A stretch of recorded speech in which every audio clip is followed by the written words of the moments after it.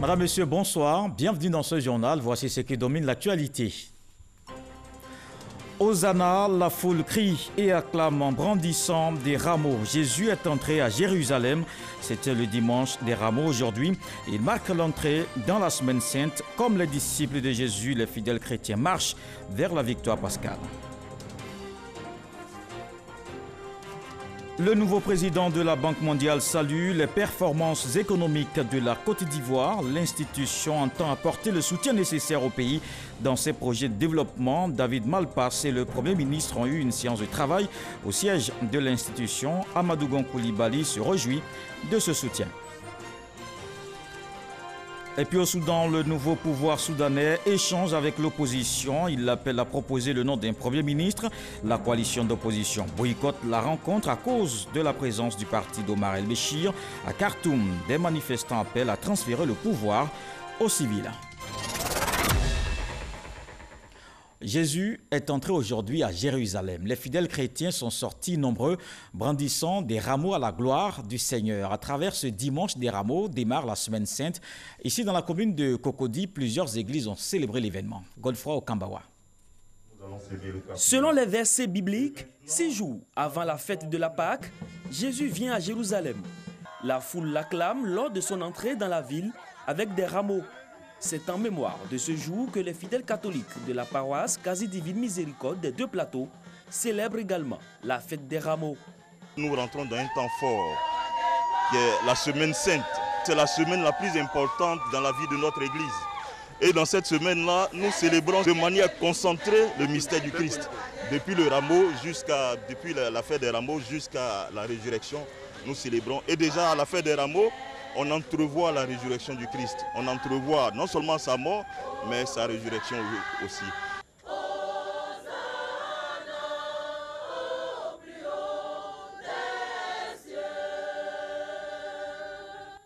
Hosanna, béni soit celui qui vient au nom du Seigneur, des paroles chantées par des fidèles pour porter Jésus en triomphe. Nous sommes tout émus, nous sommes heureux et nous savons que de maintenant, là, nous rentrons dans la semaine sainte pour aller en Pâques. À l'église méthodiste unie Canaan de Cocody en Grès et à l'église du Christiani Céleste des Deux Plateaux, l'heure est à la louange en faveur de la consolidation de la paix en Côte d'Ivoire. L'arrivée de Jésus-Christ nous porte la paix. Sans la paix, nous ne pouvons pas louer Dieu. Donc nous demandons à les uns et les autres que Dieu, dans son amour, nous donne la paix. Notre pays a besoin d'un souffle nouveau. Notre pays a besoin que les citoyens vivent en paix, en harmonie, en communication avec Dieu. Parce que celui qui ne connaît pas Dieu, c'est difficile. C'est difficile de pardonner. Celui qui ne connaît pas Dieu, c'est difficile pour lui véritablement d'appréhender qu'il doit vivre pour le bonheur de ses semblables. La tradition chrétienne veut que l'on emporte après la messe les rameaux bénis pour orner les croix dans les maisons. Un geste de vénération et de confiance envers le Christ. Un dimanche des rameaux, également célébré à Boaké au quartier Nembo, les fidèles ont convergé vers leur paroisse, l'église Saint-Pierre, en chantant Ange Kwaku, Kwame, Kwadio. Procession des disciples du Christ de Boaké Nembo avec des rameaux pour célébrer l'entrée triomphale de Jésus à Jérusalem.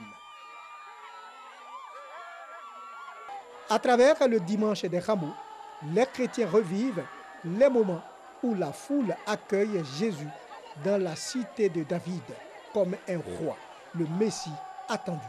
Il y a, disons, 2000 ans, Jésus entre à Jérusalem avec les rameaux, avec les chants de joie, avec l'allégresse. On verra qu'à partir du vendredi saint, il va souffrir pour sauver les hommes. On a dansé parce que c'est la joie qu'on ressent. Notre première intention, là, avec tout ce que Jésus a fait, c'est de faire de lui un roi. Il est bon de savoir que le dimanche des rameaux marque deux événements majeurs. L'entrée triomphale de Jésus à Jérusalem ainsi que la passion du Christ. Cette solennité marque également le début de la Semaine Sainte. On parle économie à présent. À Washington, la Banque mondiale réaffirme son soutien au gouvernement ivoirien. Le Premier ministre Amadou Gon Coulibaly a rencontré le nouveau président du groupe, David Malpass. La banque va soutenir davantage les projets de développement. C'était lors des assemblées du printemps des institutions de Bretton Woods. Envoyé spécial à Damakone. Poignée de main très appuyée entre le tout nouveau président du groupe de la Banque mondiale, David Malpass, et le Premier ministre ivoirien Amadou Gon Coulibaly, au siège de l'institution à Washington. La Côte d'Ivoire fait partie ainsi des premiers pays à prendre contact avec la Banque mondiale sous la présidence Malpass. Seulement 4 jours après sa prise de fonction. Tout un honneur, toute une opportunité. C'est une grande considération et un grand honneur qui a été fait donc, à la Côte d'Ivoire. Et je crois que c'est la reconnaissance du leadership du président de la République, son Excellence le président Ouattara, que nous ayons eu cette audience. Nous avons eu une séance de travail qui a été très fructueuse et elle-même était consécutive à une séance de travail que nous avons eue hier avec le vice-président de la région Afrique. Nous avons fait le point de la coopération entre la Côte d'Ivoire et la Banque mondiale pour noter que de 2012 à aujourd'hui, nous avons triplé les engagements de la banque sur la Côte d'Ivoire. Et nous avons noté avec le président Malpass un engagement très fort de la banque à accompagner notre pays pour relever donc, tous les défis donc, qui se présentent à nous. Que ce soit en matière d'amélioration de nos infrastructures, que ce soit en matière d'amélioration du capital humain, que ce soit en matière d'accompagnement de la Côte d'Ivoire avec les outils, notamment du secteur privé, pour transformer nos produits agricoles. Je dirais que sur toutes ces questions, nous avons une oreille attentive du président de la Banque mondiale, du tout nouveau président de la Banque mondiale. Tout porte à croire que les échanges initiés à Washington se poursuivront au bord de la lagune ébriée. Et pour cause. Le président de la Banque mondiale nous a indiqué, puisque je lui ai passé le message du président de la République qui l'invitait à Abidjan, que c'est avec grand plaisir qu'il viendra donc en Côte d'Ivoire, où il était déjà allé en 1988.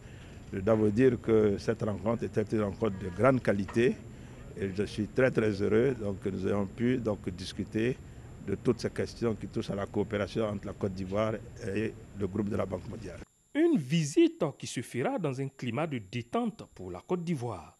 Le pays ayant progressé sur la mesure du climat des affaires, passant de la 177e à la 122e place au classement Doing Business et ayant mis au vert 14 indicateurs sur 20 du programme compact du Millennium Challenge Corporation.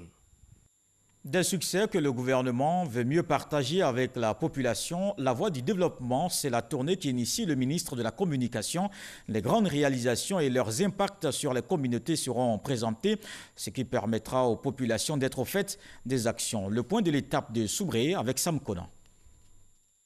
Le ministre Sidi Touré, porte-parole du gouvernement à Soubré, dans le cadre du renforcement d'une communication de proximité, avec comme invité les journalistes. L'étape de Soubré marque le début d'une tournée nationale, un nouveau rendez-vous trimestriel dénommé la voie du développement. Cette activité initiée pour permettre à tout un chacun de découvrir les grandes réalisations du gouvernement et leur impact au sein des communautés se veut par ailleurs un moment de communication directe avec nos concitoyens, de sorte à mieux les informer sur les sujets qui les concernent particulièrement, mais également de permettre aux ministères techniques de préciser les contours et les enjeux de leur politique sectorielle, notamment dans le cadre du programme social du gouvernement.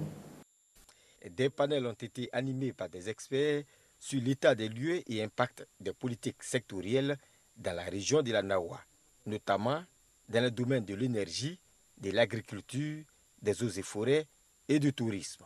On note par exemple que la construction du barrage de Soubré a eu un impact positif sur les populations. 94% des villages ont été électrifiés. Les villages délocalisés du fait de la construction de ce barrage ont été reconstruits en matériaux modernes. Des écoles qui bénéficient de nouvelles salles de classe avec logement du maître. L'encadrement des jeunes par l'ANADER en technique d'élevage. Après les panels, Le porte-parole du gouvernement a invité les journalistes à voir de près le barrage de Soubré et les villages reconstruits. Il nous était important pour nous de venir ici, sur le terrain, venir constater les politiques de développement de l'État de Côte d'Ivoire sur les populations. Et donc, pour que les journalistes que vous êtes, vous puissiez en faire le meilleur écho dans vos différentes rédactions. À la fin de cette journée, on comprend aisément que l'État travaille. Mais comme ce n'est pas relayé, la population ne voit pas réellement ce qui est fait. Mais aujourd'hui, à travers nos organes, à travers nos différents écrits, la population comprendra bien que l'État est à l'œuvre et travaille. Nous autres qui sommes loin des décisions, alors quand un membre du gouvernement arrive pour nous montrer ce qui se réalise dans nos régions respectives, c'est une très bonne chose. Pour marquer leur passage à Soubré, Sidi Touré et les journalistes ont planté chacun un arbre. Les lampes basse consommation sont plus économiques. Le gouvernement invite à leur utilisation. Elles consomment moins d'énergie. Une campagne de sensibilisation lancée, elle va durer 2 semaines. Jean-Luc Gbangbo. Des ampoules économiques pour chaque ménage et partout sur le territoire. C'est l'une des ambitions du projet Promotion de l'efficacité énergétique dans l'éclairage public en Côte d'Ivoire qui compte 5 actions phares, dont cette campagne de sensibilisation des populations dans le choix de leurs lampes. L'un des arguments est la réduction des factures de courant car une ampoule économique consomme moins et dure plus longtemps. Les lampes à incandescence sont effectivement moins chères sur le marché. On peut en trouver même à 300 francs, mais elles sont énergivores, elles consomment beaucoup d'énergie. Elles font augmenter les factures. Par contre, les lampes LED, c'est vrai qu'elles sont un peu plus chères à l'achat, mais elles durent plus longtemps et elles consomment beaucoup moins. Durant cette exposition, des collectivités et représentants de structures spécialisées ont apporté leur soutien afin que les populations soient conscientes des enjeux de ce projet. On voudrait inciter la population à s'approprier ce projet d'ampoule économique. Elle permet de faire des économies d'énergie. Et cela est également aussi intéressant pour notre capacité énergétique au niveau de la Côte d'Ivoire. La planète est déréglée et il y a des actions urgentes qui s'imposent. Et nous évoluons dans un secteur d'activité qui fait partie des leviers dont dispose l'État de Côte d'Ivoire pour lutter efficacement contre les changements climatiques. C'est ce qui nous amène à nous associer à cette campagne de promotion. Quant aux consommateurs, certains utilisent déjà ces lampes économiques et constatent leurs avantages. Chez les ampoules LED que nous utilisons chez moi, ça consomme moins, c'est clair aussi, ça ne dégage pas de chaleur. En tout cas, moi je préfère. Les ampoules à incandescence sont interdites de vente en Côte d'Ivoire depuis le 1er janvier 2019. Cette campagne de sensibilisation vient booster cette mesure et se tiendra dans 12 chefs-lieux de district à l'intérieur du pays durant 2 semaines. L'IPNEPT, c'est l'Institut pédagogique national de l'enseignement technique professionnel. Le directeur général de ce centre de formation était l'invité du magazine du dimanche présenté par Hamza Diaby. Zakaria Berté a parlé des missions, les perspectives et les modules enseignés. Justement, on voit un extrait de cet entretien. L'IPNET, vous l'avez dit à l'entame, est une grande école d'enseignement supérieur de formation de formateurs. Et sa mission, à sa création, comme vous l'avez si bien dit en 1975, et de former des formateurs pour les établissements de formation professionnelle en Côte d'Ivoire. Les centres de formation professionnelle, les lycées professionnels, les unités mobiles, toutes ces structures doivent avoir des formateurs. Et la mission de l'IPNET est donc de pourvoir justement ces établissements à des compétences pour former les jeunes Ivoiriens. Mais à côté de la formation des formateurs, nous avons la formation du personnel d'encadrement. Et ce personnel d'encadrement, c'est essentiellement les conseillers pédagogiques, les chefs d'établissement. Et à côté d'eux aussi, on a d'autres personnels, à savoir les conseillers d'orientation, les éducateurs et les secrétaires exécutifs chargés des relations formation-emploi. Ceux qui entretiennent la liaison entre le centre de formation, le lycée professionnel et l'entreprise. Il y a donc les modules de connaître le métier de formateur. Il y a connaître le métier, le module de définir les objectifs pédagogiques. Il y a ensuite le module de concevoir les outils d'évaluation. Et quand on forme, il faut évaluer, mais on n'évalue pas de façon arbitraire. Et il y a une règle de l'art d'évaluation de la formation.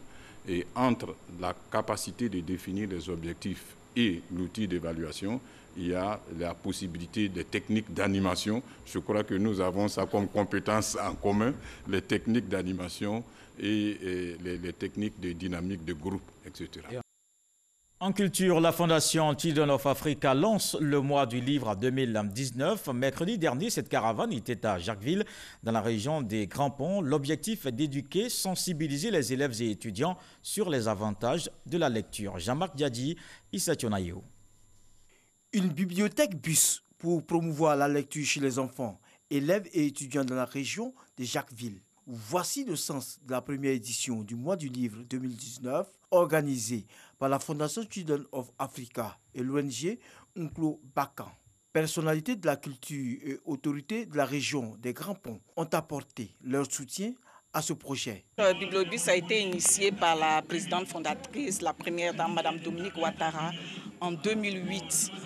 C'est parti d'un constat, il n'y a pas de bibliothèque, les bibliothèques se font rares dans les établissements et dans les communes. Elle a souhaité mettre en place ce bibliobus pour permettre aux enfants d'avoir accès aux livres et de découvrir les bienfaits du livre. Aujourd'hui, à la demande du maire et de l'ONG Unclo Bakan, nous sommes venus à Jacquesville pour 3 mois et pour les accompagner dans le mois du livre. La lecture me donne la connaissance. Je demande à mes camarades d'apprendre à lire et d'apprendre à écrire. Cette cérémonie de lancement fut l'occasion de faire l'ouverture officielle d'une librairie au profit des écoles de Jacquesville.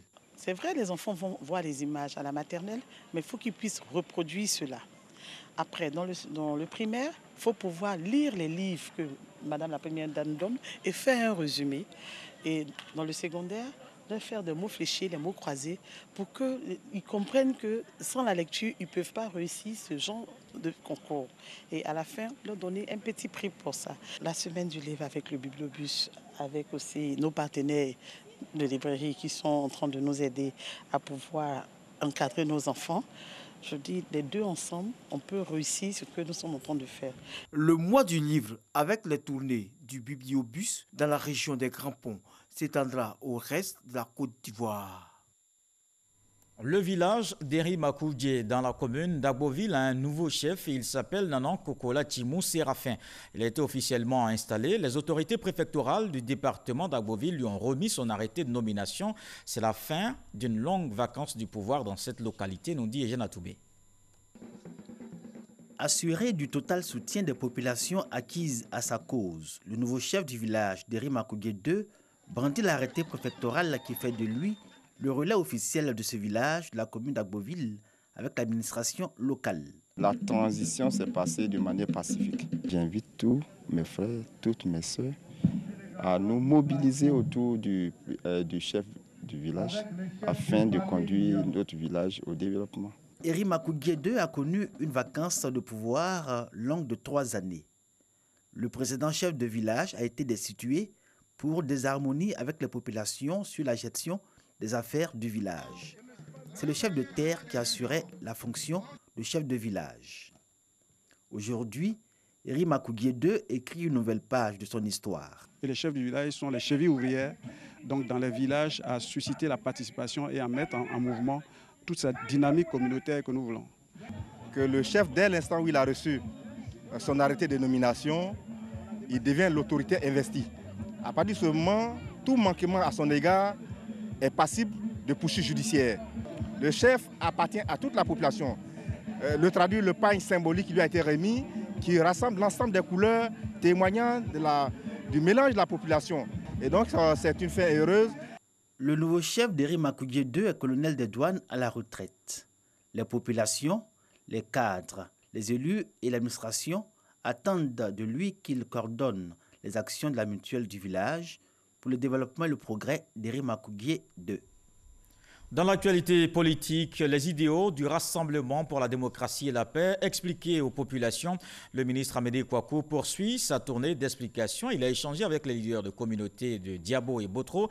Il a appelé à l'union. Les explications de Léon Brou. Échange direct entre 84 chefs coutumiers Glo et des élus et cadres du Rassemblement des oufouettistes pour la démocratie et la paix, conduit par le ministre Amédée Kouakou. Comme ici à Diabo, même exercice avec 30 chefs traditionnels satiklan de Botro.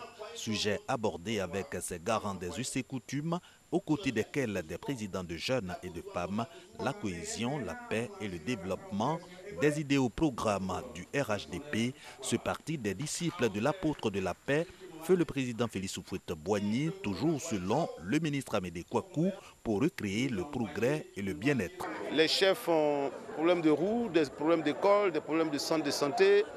Tous ces éléments-là qui sont des éléments qui contribuent au développement, au bien-être des populations. Mais nous leur avons dit, au nom du président de la République, que tout ça ne peut se faire que dans la paix et dans la cohésion. Le désaccord entre les deux ex-alliés et les tentatives pour les réconcilier ont été également expliquées aux populations, tout comme la nécessaire reconstitution de l'unité ivoirienne, une autre raison de la création du RHDP. Les enfants de Fort-Boigny, depuis 2011, ont travaillé ensemble. Il est bon qu'on continue de travailler ensemble.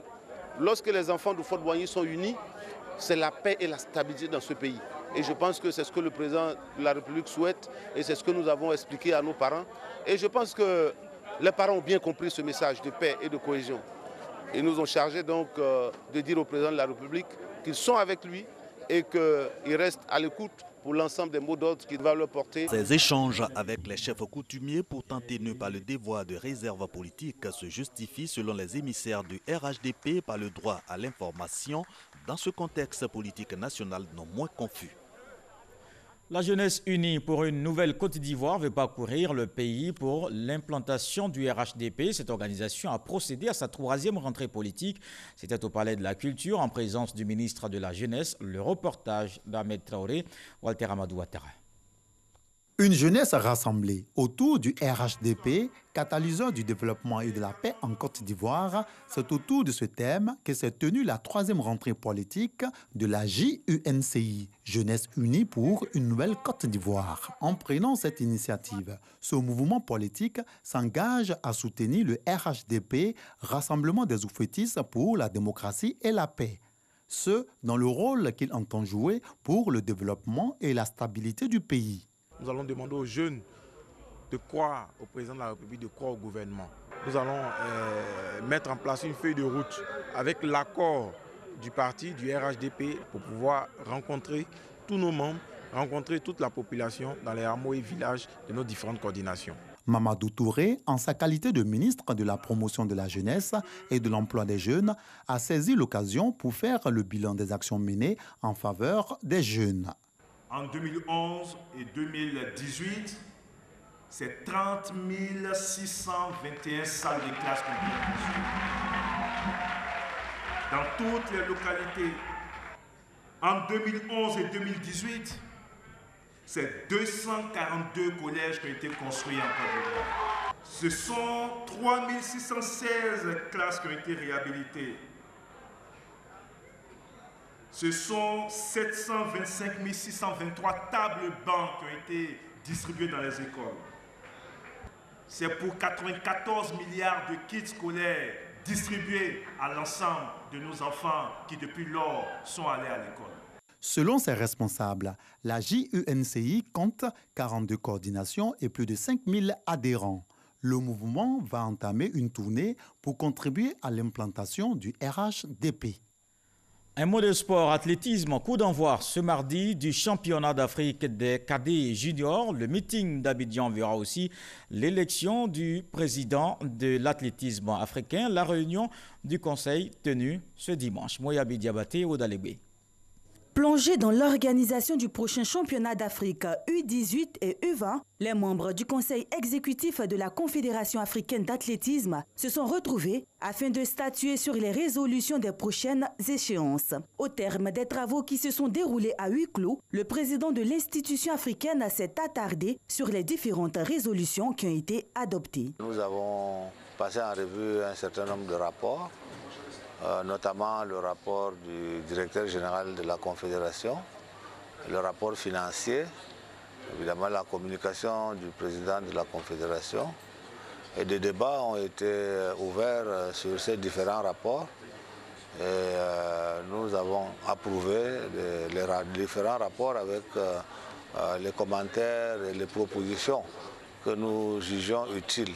Dans 48 heures, la Côte d'Ivoire accueillera la crème de l'athlétisme juvénile composée de plus de 42 pays durant 5 jours. Une reconnaissance de la part de la Confédération. Nous avons, surtout au niveau du Conseil, exprimé notre très profonde gratitude au président de la République de Côte d'Ivoire, son Excellence Alassane Ouattara, pour avoir permis que la jeunesse africaine de l'athlétisme se retrouve ici à Abidjan. Nous pensons qu'à l'issue de ces manifestations, l'Afrique sortira grandie. Avant le coup d'envoi du championnat d'Afrique U18 et U20, les membres de la Confédération procéderont à l'élection du président de la fêtière de l'athlétisme continental lundi prochain. Dans le reste de l'actualité, le nouveau pouvoir soudanais appelle l'opposition à proposer le nom d'un Premier ministre. Il sera ensuite chargé de former un gouvernement civil. C'est ce qui ressort d'une rencontre avec le nouvel homme fort du pays. La coalition qui regroupe l'opposition et l'association des professionnels soudanais ont refusé de s'y rendre du fait de la présence du parti d'Omar el-Béchir.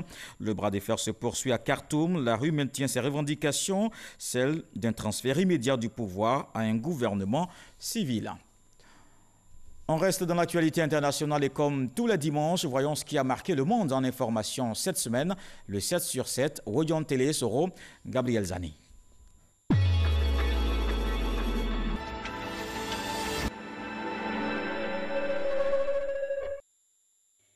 Le lundi, au Grand Palais de Paris en France, les résultats de la consultation du grand débat national ont été présentés par le Premier ministre français Édouard Philippe. Lancé le 15 janvier dernier, la tournée de collecte des propositions avait pour objectif de recueillir les avis afin de mieux répondre aux préoccupations soulevées par la crise des Gilets jaunes. Le gouvernement français aura donc plus de suggestions pour répondre aux questions de cette crise qui dure depuis des mois en France. Le Parlement algérien a choisi mardi Abdelkader Ben Salah comme président intérimaire pour assurer la période de transition après la démission d'Abdelaziz Bouteflika le 2 avril. En tant que chef d'État, Abdelkader travaillera à la succession de Bouteflika pendant 3 mois. La présidentielle en Algérie est fixée au 4 juillet prochain. En Israël, le parti liquide de Benjamin Netanyahou remporte 65 sièges sur les 120 que compte le Parlement israélien. Il devance son adversaire Benny Gantz dans ses législatives en obtenant 55 votes de soutien. Une victoire attendue par le parti du Premier ministre israélien qui remplit les points 5e mandat. Le président Omar el-Béchir, qui dirigeait le Soudan depuis 30 ans, a été renversé jeudi par un coup d'État de l'armée après un soulèvement populaire. Le général Awad Ahmed Benaoud, ministre de la Défense, annonce la démission d'Omar el-Béchir et prend la tête du Conseil militaire de transition. Mais il sera remplacé à ce poste par le général Abdel Fattah al-Burhan Abdelrahman. Le général a prêté serment vendredi et devient ainsi le 2e militaire à prendre la tête de la transition dans le pays. Les 24 équipes qualifiées sont désormais fixées sur leurs adversaires de la phase de groupe. La Confédération africaine de football a procédé vendredi au Caire en Égypte au tirage au sort de la Coupe d'Afrique des Nations 2019. Le pays accueille cette compétition pour la 5e fois de l'histoire. Le match d'ouverture opposera l'Égypte au Zimbabwe. L'avion de la société américaine Stratos de 117 mètres est le plus grand avion au monde. Il a décollé pour la première fois lors de son essai en vol le samedi. L'appareil s'est maintenu dans le ciel californien pendant 10h30. L'avion aux 6 moteurs a été construit sur le modèle des satellites et fusées. Voilà 5 ans ce dimanche 14 avril 2019 qu'elles ont été enlevées par Boko Haram, les écoliers de Chibok.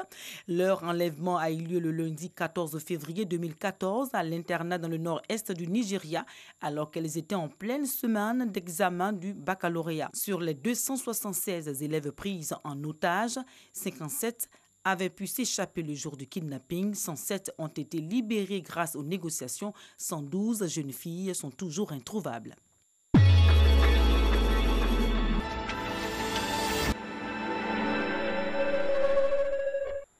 Ce journal est terminé. Merci de l'avoir suivi. Je vous retrouve demain avec beaucoup de plaisir.